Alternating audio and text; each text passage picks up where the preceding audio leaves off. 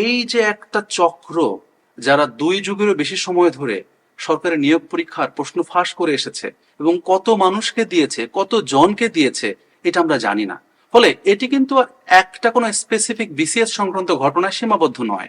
এই লড়াই এখন ন্যায়ের সঙ্গে অন্যায়ের, সতের সঙ্গে অসতের। অর্থাৎ সামগ্রিকভাবে এই চক্রটিকে যদি এবার থামানো না যায়, নাও অর নেভার, আর কোনোদিন এই চক্রকে থামানো যাবে না। তো সেই ক্ষেত্রে পিএসসির ভূমিকাটা কি? পিএসসি আসলে কি বার্তা দিচ্ছে? তো দেখুন, যেহেতু পিএসসি কোনোবারই প্রশ্ন ফাঁসের কথা স্বীকার করে না এবং ডাক ঢোল পিটিয়ে গণমাধ্যম কর্মীদেরকে ডেকে জানায় যে প্রশ্ন ফাঁসের ঘটনা ঘটেনি, তাদের তদন্তে তারা প্রমাণ পায়নি, তখন এই চক্রটি উৎসাহিত হয়। তাদের কাছে কি বার্তা যায়? তাদের কাছে বার্তা যায় যে যত কিছুই হোক, পিএসসি পরীক্ষা বাতিল করবে না।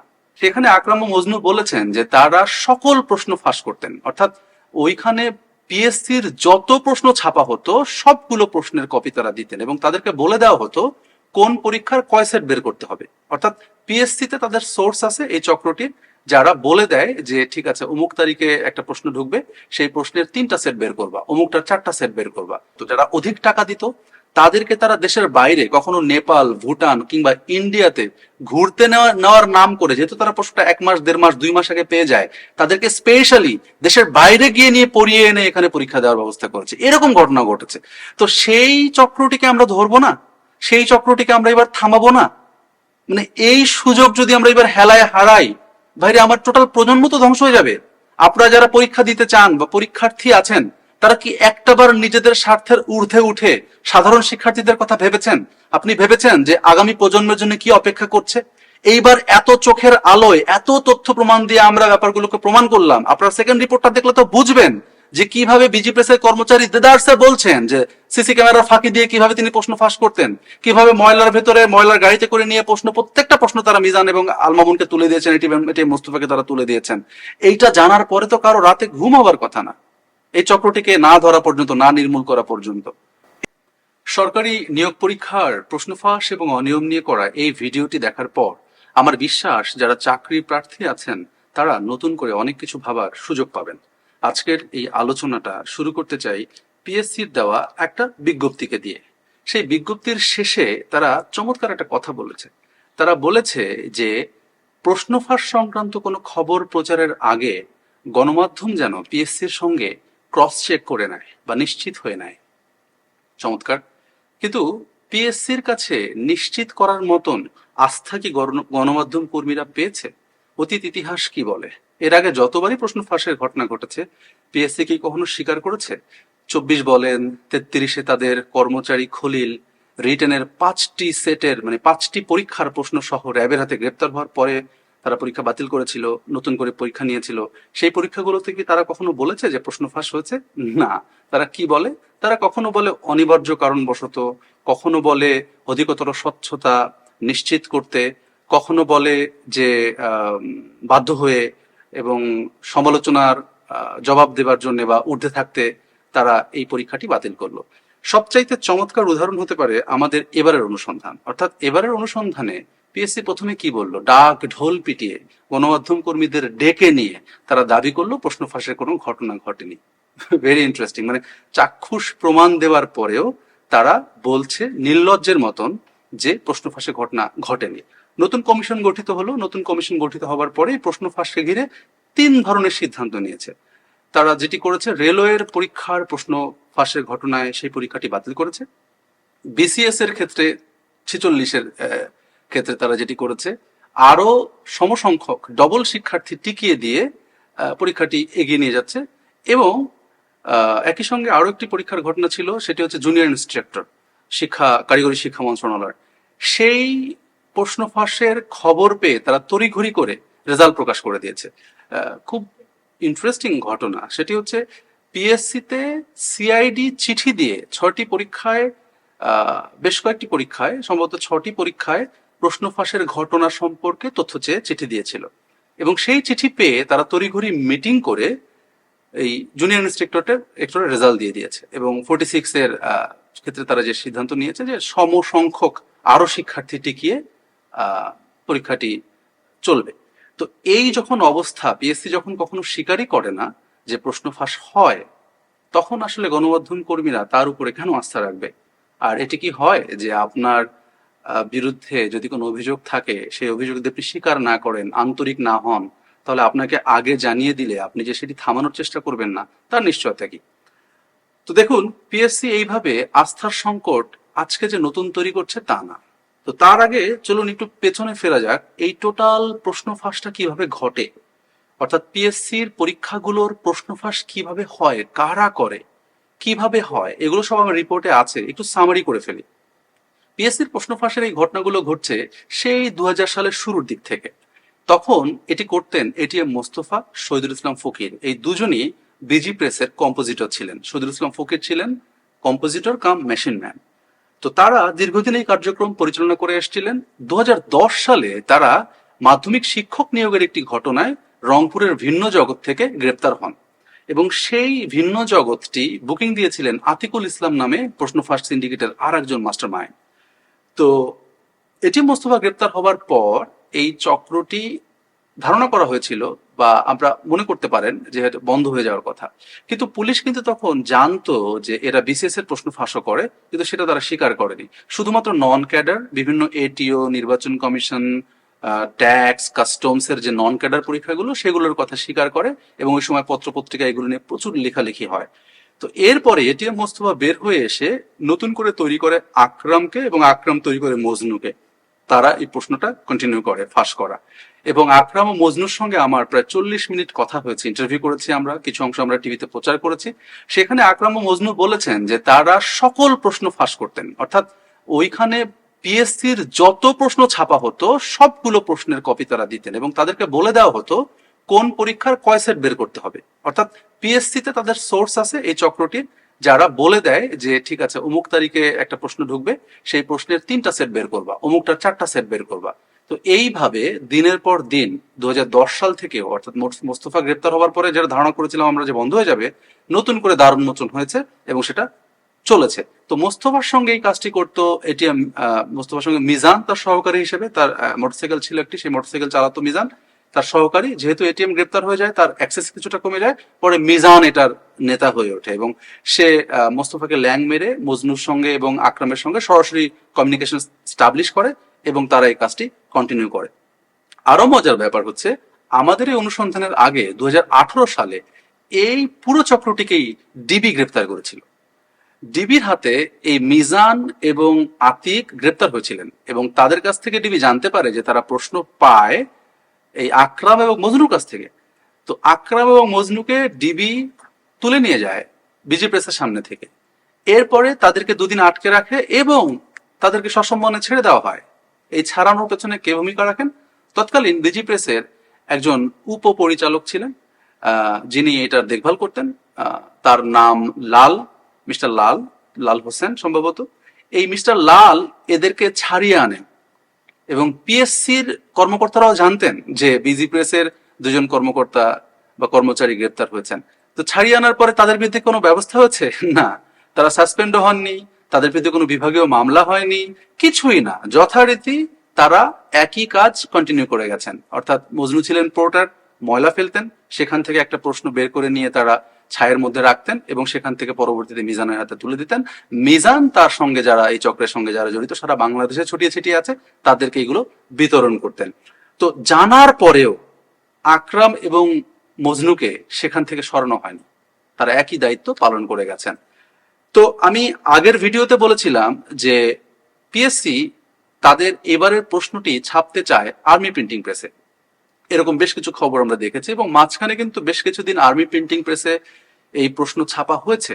তো আর্মি প্রিন্টিং প্রেসে ছাপা হলেও কি সেটি নিরাপদ? চলুন ইতিহাস কি বলে সেটি একটু জেনে নেই।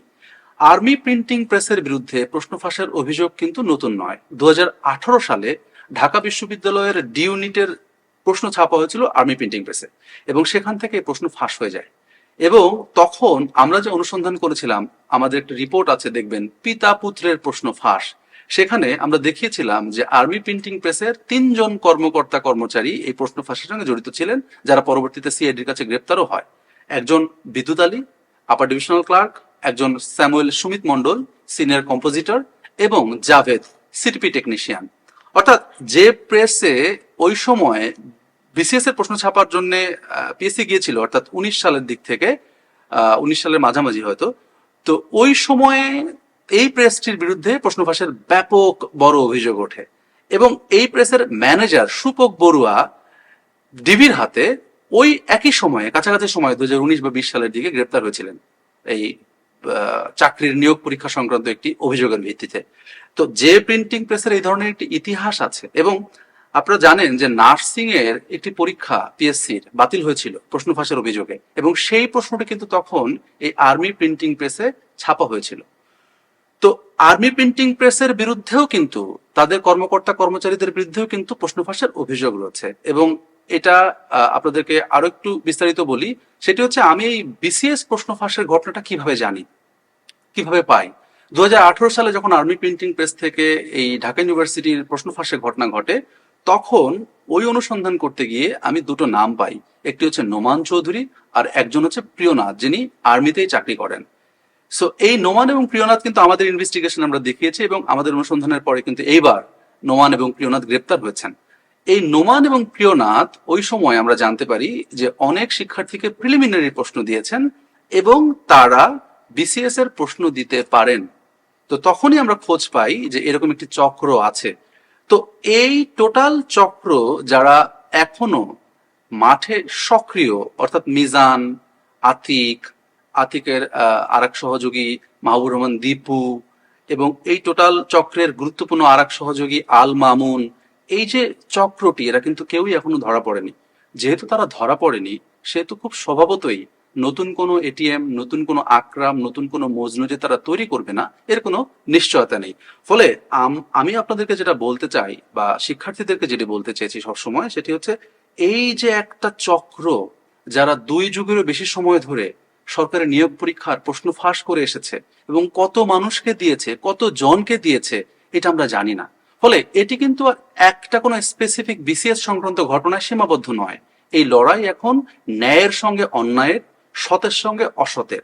অর্থাৎ সামগ্রিকভাবে এই চক্রটিকে যদি এবার থামানো না যায়, নাও অর নেভার, আর কোনোদিন এই চক্রকে থামানো যাবে না।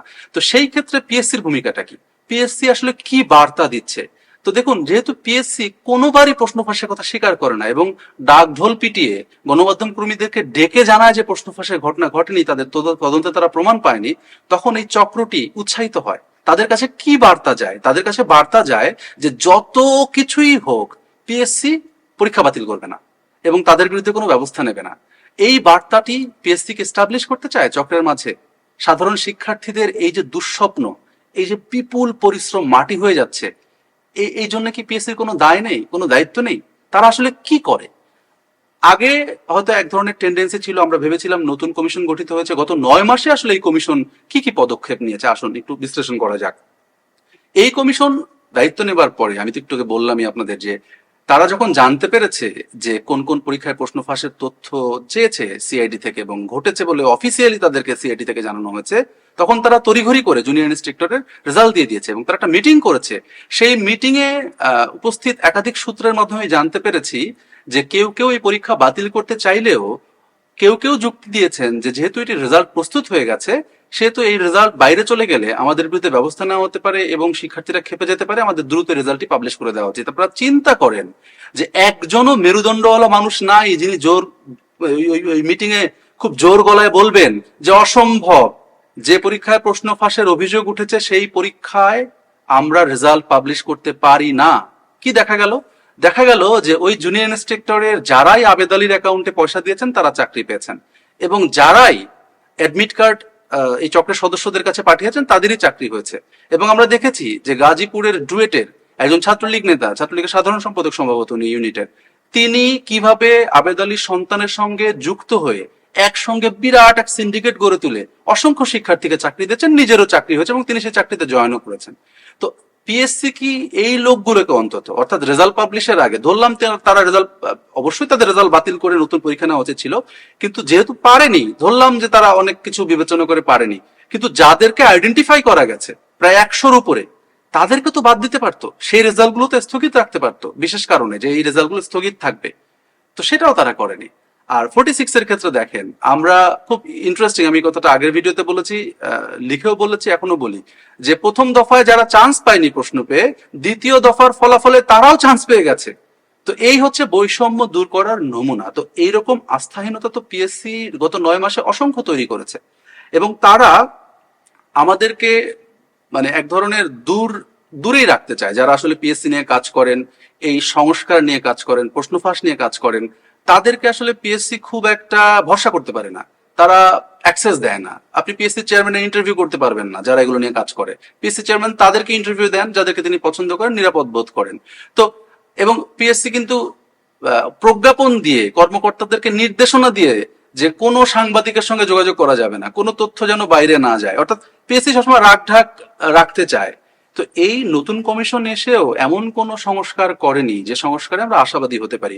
দেখেন, পিএসসি কেন্দ্রিক যে কর্মকর্তাদের নাম আমরা পেয়েছি, অনেকের নাম আমরা চালিয়েছি, আর অনেকের ব্যাপারে আমাদের অনুসন্ধান অব্যাহত আছে।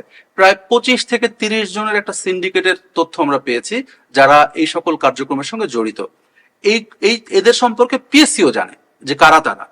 এই এই তালিকাটি সিআইডির কাছেও আছে, পিএসসির কাছেও আছে। তো তাদেরকে কি সরানো হয়েছে? চেয়ারম্যান কি তার দপ্তরের আমূল পরিবর্তন করেছেন? এমএলএসএস, তার পিও, এও, এদেরকে কি পরিবর্তন করেছেন? দুদিন আগে দেখলাম পিএস কে পরিবর্তন করেছেন। এই পিএস ডেপুটি সেক্রেটারি হিসেবে এসেছিলেন, ওখানে থাকতে থাকতেই জয়েন্ট সেক্রেটারি হচ্ছেন, তাও যাচ্ছিলেন না, শেষ পর্যন্ত এই দুদিন আগে তার ট্রান্সফার হয়েছে। তো এইখানে এমন এক মজা যে এখানে আসলে আর কেউ যেতে চায় না। এবং এই কর্মকর্তাদের যাদের ঘিরে অভিযোগ আছে, তাদের এক একজনের 27-28টি করে ফ্ল্যাট আছে, তারা আবাসন ব্যবসার সঙ্গে জড়িত, কেউ কেউ টাকা পায় এই জন্য তাদেরকে মারধরের শিকার হতে হয়, তাদের নামে মামলা আছে। পিএসসি প্রত্যেকের ব্যাপারে জানে যে কে কেমন। এবং এখানে এমন এমন কর্মকর্তা আছেন যে তার স্ত্রীকে একটা মাত্র পদে প্রশ্ন দিয়ে চান্স পাইয়ে একজন স্কুল শিক্ষক, তাকে ক্যামেরা পার্সন হিসেবে সংসদ ভবনে নিয়োগ দেওয়া হয়েছে, এরকম ঘটনাও ঘটেছে। তো এই বিষয়গুলো পিএসসি নতুন কমিশন আসার পরে আমূল যে পরিবর্তন আমরা আশা করছি সেটি হয়নি। এখানে ড্রাইভারদের একটা সিন্ডিকেট আছে, ব্যাপক পাওয়ারফুল, এবং ড্রাইভাররা কিন্তু মেম্বারদের, চেয়ারম্যানদের খুব কাছের লোক হন, এবং তারা কিন্তু তাদেরকে মোটিভেটেড করেন। এবং আগের অনেক দুর্নীতিবাজ মেম্বারের সঙ্গে ড্রাইভারদের অনৈতিক সম্পর্কের ভিত্তিতে অনেক ধরনের ঘটনা ঘটেছে, যেগুলো পিএসসির অভ্যন্তরীণ সবাই জানে। অসংখ্য অভিযোগ জমা পড়েছে, তাদের বিরুদ্ধে কিন্তু কোনো ব্যবস্থা নেওয়া হয়নি। অর্থাৎ চেয়ারম্যানের গাড়ি যারা চালাচ্ছেন এখন, বা পাওয়ারফুল মেম্বারদের গাড়ি যারা চালাচ্ছেন, তারাও সবাই বিতর্কিত, তাদের বিরুদ্ধে অসংখ্য অভিযোগ আছে। সে সকল লোকেদেরকে কিন্তু পরিবর্তন করা হয়নি। আবেদ আলীর বন্ধু যারা, তারা কিন্তু পিএসসিতে এখন সক্রিয়। আপনারা জানেন যে আব্দুর রউফ নামে একজন ভদ্রলোক 2010 সালে এই যে গ্রেপ্তার হয়েছিল এটিএম এবং বিজি প্রেসের একটি চক্র, তখন কিন্তু আব্দুর রউফও গ্রেপ্তার হয়েছিলেন। এই আব্দুর রউফ কিন্তু এখন এই পরিবহন শাখার সহকারী পরিচালক, তিনি ড্রাইভারদেরকে নিয়ন্ত্রণ করেন। অর্থাৎ আমি অনেককে প্রশ্ন করেছি এই কর্মকর্তা কর্মচারীদেরকে যে আপনারা কেন এগুলো বন্ধ করেন না, বা আপনারা দূরে থাকেন না, বা আপনারা এটা সাহস পান কিভাবে? তারা বলে যে দেখেন, আমরা যাদেরকে দেখি চিহ্নিত, ধরা পড়ে প্রশ্ন সহ, তারা আবার এই চাকরিই করছে, তাদের তো কিছু হয় না। খলিল 2012-13 সালে গ্রেপ্তার হয়ে আবার এই চাকরি করছে, আবারও প্রশ্ন ফাঁস করছিল। দেলোয়ার গ্রেপ্তার হয়েছেন, আবারও এই কাজ করছিল এমএলএসএস। তো এরকম যারাই এই চক্রের সঙ্গে জড়িত, যারাই ধরা পড়ে, তারা ওইখানেই থেকে যায়, চাকরি করছে, হয়তো এই দপ্তর থেকে ওই দপ্তর, না হলে এই ওই দপ্তর থেকে এই দপ্তর। তো গত 9 মাসে এমন কোনো দৃশ্যমান অগ্রগতি পিএসসি করতে পারেনি যার জন্য সাধারণ শিক্ষার্থীরা আশাবাদী হবে। ফলে আমি মনে করি এই যে সুযোগ, আমরা যে পুরো চক্রটি, আমরা এখন জানি কারাটার সঙ্গে জড়িত, আমরা এখন জানি কাজটি কিভাবে হয়, কোন কোন ত্রুটি বিচ্যুতির কারণে এই ঘটনাগুলো ঘটে এখন আমরা জানি। অর্থাৎ ঘরে চুরি হচ্ছে, ধরেন একটা গুরুত্বপূর্ণ সরকারি ঘর যেখানে গরিব মানুষের রিলিফের অনেক ব্যবস্থা রাখা হয়েছে, এখন সেগুলো চুরি হয়ে যাচ্ছে। এখন ঘরের মালিক বলছেন চুরি হয় না, কিন্তু যে চুরি করছে সে বলছে চুরি হয়েছে।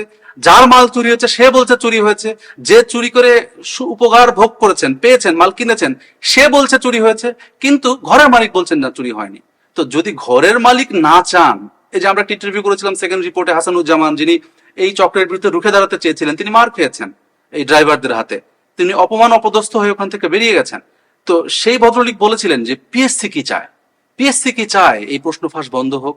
যদি পিএসসি চায় এটি বন্ধ হবে, পিএসসি না চালে বন্ধ হবে না।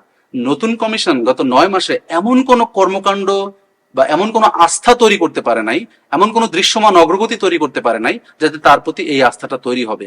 আমরা দেখি নাই যে চেয়ারম্যান নির্দেশনা দিচ্ছেন যে এই চক্রের যারা গ্রেপ্তার হয়নি তাদেরকে কেন গ্রেপ্তার করা হচ্ছে না। আমি এটা জানি না, আমার তো সবার সঙ্গে কথা হয়, এরকম কোনো চাপ বা এরকম কোনো সাপোর্ট আমরা দেখি নাই। আমরা বর্তমান সরকারে যারা আছেন, গুরুত্বপূর্ণ ছাত্র প্রতিনিধি কিংবা আলোচিত ব্যক্তিত্ব যারা এগুলো নিয়ে দীর্ঘদিন সোচ্চার ছিলেন, তারা কেউ এটা নিয়ে কথা বলেন না। বরং আমরা দেখেছি ছাত্র সমন্বয়করা স্ট্যাটাস দিয়ে বলেন যে পরীক্ষা এইটা বাতিল করা যাবে না, পরীক্ষা এইটা করা যাবে না, মানে তারা সিদ্ধান্ত দিয়ে দিচ্ছেন এবং সেই সিদ্ধান্তই পিএসসি পালন করছে। তো আমরা কোনো একটি বিসিএস এর পরীক্ষা বাতিল করতে বলছি না, বা আমরা কোনো একটি বিসিএস নিয়ে আলোচনা করছি না। এই টোটাল কার্যক্রমটা হচ্ছে এই চক্রটিকে নির্মূল করার কার্যক্রম। এমন কোনো বার্তা দেওয়া যাবে না, সেটা পিএসসির তরফে হোক বা সাধারণ শিক্ষার্থীদের তরফে হোক, যাতে এই চক্রের লোকেরা উৎসাহিত হয়, যাতে তারা মনে করে যে একটা বড় অংশ তো তাদের পক্ষে। এই বার্তাটি দেওয়া যাবে না, কিন্তু পিএসসি ঘুরে ফিরে সেই বার্তাটি দিচ্ছে যে যা কিছু হোক এই চক্রের পক্ষে তারা, যা কিছু হোক এমন সব সিদ্ধান্ত তারা নেবেন যে সিদ্ধান্তটি তাদের পক্ষে যায়। সো আমরা চাই এটি উল্টে যাক, সাংবিধানিক এই প্রতিষ্ঠানটি শিক্ষার্থী বান্ধব হোক, চক্রের বিরুদ্ধে কঠোর বার্তা দিক, এমন কঠোর সব ব্যবস্থা নিক যে তারা যেন বুঝতে পারে যেটি অন্যায়। এই চক্রের সঙ্গে যারা জড়িত তাদের কথা নয় বাদ দিলাম, যারা এটার উপকারভোগী ছাত্র, যারা আইডেন্টিফাইড, তাদের গ্রেপ্তারের ব্যাপারেও তো কোনো পদক্ষেপ নাই, পিএসসির তরফ থেকে কোনো শাস্তি নাই, সিআইডিও তাদেরকে গ্রেপ্তার করতে পারে নাই, তারা চোখের সামনে ঘুরে বেড়াচ্ছে, তারা রিটার্ন দেবে 8 তারিখ থেকে। তো এই যদি হয় অবস্থা, তাহলে এইটা কি থামবে বলেন? এই এই চাহিদা কি কমবে? মানুষ তো ভাববে যে যা কিছু হোক, কিছুই তো হয় না, আমি যদি প্রশ্ন কিনেই ফেলতে পারি, যতই আমার নাম ছবি সহ প্রচার হোক, আমি নিজের মুখে স্বীকার করি, লাভ নাই, এটা তো বাতিল করবে না পিএসসি, আমাকে তো সুযোগ দেবে। এবং দেখেন কি আশ্চর্য ঘটনা, রেলওয়ে নিয়োগ পরীক্ষার যে পরীক্ষাটি পিএসসি বাতিল করেছে, সেখানে যে সকল শিক্ষার্থী জড়িত তারাও এখন পরীক্ষা দেওয়ার সুযোগ পাবে, মানে তাদের আইডেন্টিটি কোনো কিছু বাতিল করা হয়নি। আমরা শুনেছি যে পিএসসি নাকি আজীবন বহিষ্কার করবে এরকম কোন অসদ উপায়ের খোঁজ পেলে, কিন্তু এবার নতুন বিজ্ঞপ্তিতে তারা বলেছে শুধুমাত্র যারা গতবার আবেদন করেছিল এবার শুধু তারাই আবেদন করতে পারবে। অর্থাৎ প্রশ্ন ফাঁস হয় জেনে যারা ডিমোটিভেটেড হয়, অনেক তো শিক্ষার্থী আবেদনই করে নাই, এখন নতুন আশার সঞ্চার হয়েছে। আমরা যেহেতু টোটাল চক্রকে দেখিয়ে দিয়েছি, এই টোটাল চক্রকে চাপের মধ্যে ফেলেছি, অনেক শিক্ষার্থী আশাবাদী হয়েছে যে এবার তারা ফেয়ার নিয়োগ হয়তো পাবেন। অনেক শিক্ষার্থী আবেদন করতে পারবেন না, কারণ তারা বলছেন শুধুমাত্র যারা গতবার আবেদন করেছিল তারাই আবেদন করতে পারবে। কিন্তু এই যে শিক্ষার্থীদের স্বপ্ন বা আশা, সেটি ধীরে ধীরে ভেঙে যাচ্ছে। আমার খারাপ লাগে যে এই শিক্ষার্থীদের সঙ্গে কিভাবে দিনের পর দিন প্রতারণা হয়েছে। যাদের এই রাষ্ট্রের জন্য যোগ্য, সৎ, মেধাবী, কর্মঠ কর্মচারী কর্মকর্তা নিয়োগ দেবার দায়িত্ব, তারা কি হেলাফেলা ভাবে এই কাজটি করেছেন, কিভাবে প্রশ্ন ফাঁস, মানে একেবারে ছয়লাভ হয়ে গেছে। মানে নন ক্যাডার তো এমন অবস্থা দাঁড়িয়েছে, আমরা দেখেছি যে প্রশ্ন ফাঁসকারীদের সঙ্গে প্রশ্ন ফাঁসকারীদের ফাইট হয়, অর্থাৎ পদ যদি থাকে 300, প্রশ্ন বিক্রি হয়ে যাচ্ছে 500 বা 700, ফাইট তো তাদের মধ্যে হয়। মেধাবী শিক্ষার্থীরা তো ঢুকতেই পারবেন না। আর বিসিএস এর ক্ষেত্রে আমরা একটা বিপুল সংখ্যক শিক্ষার্থী এই প্রশ্ন পান বলে ধারণা করছি, কারণ একটা বুথেই যেহেতু আমরা 100-100-র অধিক শিক্ষার্থীকে খুঁজে পেয়েছি, এরকম কতগুলো বুথ রাজধানী জুড়ে ছিল সেটি তো মিজান আল মামুন গ্রেপ্তার না হওয়ার আগ পর্যন্ত জানা যাবে না। বা যেহেতু আমরা রিপোর্ট প্রচার করার পর তারা পালিয়ে গেছেন, তাদের ছবি আমরা প্রচার করা, আমরা তাদেরকে অনেক খুঁজেছি, চেষ্টা করেছি, কিন্তু তাদের বাড়িও খুঁজে পেয়েছি, কিন্তু তারা কোথাও না কোথাও ঘাপটি মেরে পালিয়ে আছেন। আইন শৃঙ্খলা রক্ষাকারী বাহিনী ধরে নিশ্চয়ই তাদের কাছ থেকে আরো অনেক তথ্য উদ্ধার করতে পারতেন, অর্থাৎ তখন জানা যেত যে কোথায় কোথায় বুথ তৈরি করা হয়। একটা আশ্চর্য খবর দিয়ে শেষ করি, আমরা এই চক্রের সদস্যদের কাছ থেকে জানতে পেরেছি যে এই চক্রটি এমন ভাবেই কাজটি করত, এত প্রাতিষ্ঠানিক ভাবে, যে তারা স্পেশাল ব্যাচ করত, যারা অধিক টাকা দিত তাদেরকে তারা দেশের বাইরে, কখনো নেপাল, ভুটান কিংবা ইন্ডিয়াতে ঘুরতে নেওয়ার নাম করে, যেহেতু তারা প্রশ্নটা 1 মাস, 1.5 মাস, 2 মাস আগে পেয়ে যায়, তাদেরকে স্পেশালি দেশের বাইরে গিয়ে নিয়ে পড়িয়ে এনে এখানে পরীক্ষা দেওয়ার ব্যবস্থা করেছে। এরকম ঘটনা ঘটেছে। তো সেই চক্রটিকে আমরা ধরবো না, সেই চক্রটিকে আমরা এবার থামাবো না? মানে এই সুযোগ যদি আমরা এবার হেলায় হারাই, ভাইরে আমার টোটাল প্রজন্ম তো ধ্বংস হয়ে যাবে। আপনারা যারা পরীক্ষা দিতে চান বা পরীক্ষার্থী আছেন, তারা কি একটাবার নিজেদের স্বার্থের ঊর্ধ্বে উঠে সাধারণ শিক্ষার্থীদের কথা ভেবেছেন? আপনি ভেবেছেন যে আগামী প্রজন্মের জন্য কি অপেক্ষা করছে?